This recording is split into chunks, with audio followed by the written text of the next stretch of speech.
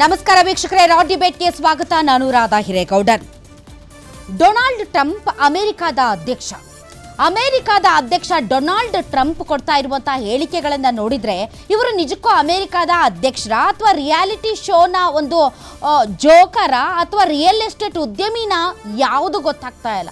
ಇದ್ದಕ್ಕಿದ್ದಂತೆ ಕದನ ವಿರಾಮವನ್ನ ಪೋಸ್ಟ್ ಮೂಲಕ ಘೋಷಣೆ ಮಾಡಿ ಅದಾದ ಮೇಲೆ ನಾನು ವಾರ್ನಿಂಗ್ ಕೊಟ್ಟೆ, ನಾನು ವ್ಯಾಪಾರ ವಹಿವಾಟು ಸ್ಥಗಿತ ಮಾಡ್ತೀನಿ ಅಂತಂದೆ.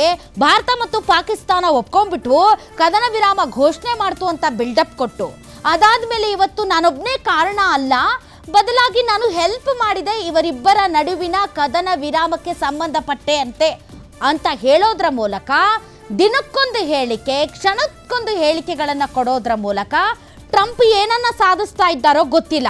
ಆದರೆ ಭಾರತ ಮಾತ್ರ ಟ್ರಂಪ್ ವಿಚಾರದಲ್ಲಿ ಒಂದು ಸ್ವಲ್ಪ ಸೈಲೆಂಟ್ ಆಗೇ ಇದೆ. ಇವತ್ತು ಒಂದು ಹೊಸ ಬಾಣ ಬಿಟ್ಟಿದ್ದಾರೆ. ಐಫೋನ್ ಕಂಪನಿ ಏನಿದೆ ಅದು ಭಾರತದಲ್ಲಿ ತನ್ನ ಹೂಡಿಕೆ ಮಾಡಬಾರದು, ಇಲ್ಲಿ ಉತ್ಪಾದನಾ ಘಟಕವನ್ನು ಓಪನ್ ಮಾಡಬಾರ್ದು. ಆ ಮೂಲಕ ವ್ಯಾಪಾರ ವಹಿವಾಟಿಗೆ ಸಂಬಂಧಪಟ್ಟಂತೆ ಏನು ನಿರ್ಬಂಧದ ಬಗ್ಗೆ ಟ್ರಂಪ್ ಮಾತಾಡ್ತಾ ಇದ್ರು, ಅದಕ್ಕೆ ಸಂಬಂಧಪಟ್ಟಂತೆ ಇವತ್ತು ಐಫೋನ್ ಕಂಪನಿಯನ್ನು ಕೂಡ ಭಾರತಕ್ಕೆ ಬರಲಾರ್ದ ಹಾಗೆ ಮಾಡ್ತೀನಿ, ಆ ಮೂಲಕ ಯಾವ ರೀತಿ ನಿಮ್ಮನ್ನು ಕಟ್ಟಾಕ್ತೀನಿ ಅನ್ನುವಂಥ ಯುದ್ಧವನ್ನು ಘೋಷಣೆ ಮಾಡಿದ್ದಾರಾ. ನಿಜಕ್ಕೂ ಈ ಟ್ರಂಪ್ನ ಸೀರಿಯಸ್ ಆಗಿ ತಗೋಬೇಕಾ ಬೇಡವಾ?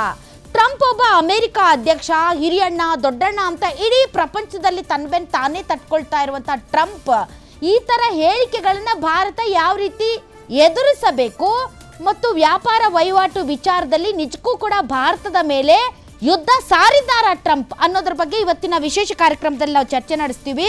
ಇದೇ ಕ್ಷಣದ ಸ್ಪೆಷಲ್ ಟ್ರಂಪ್ ವ್ಯಾಪಾರ ಯುದ್ಧ.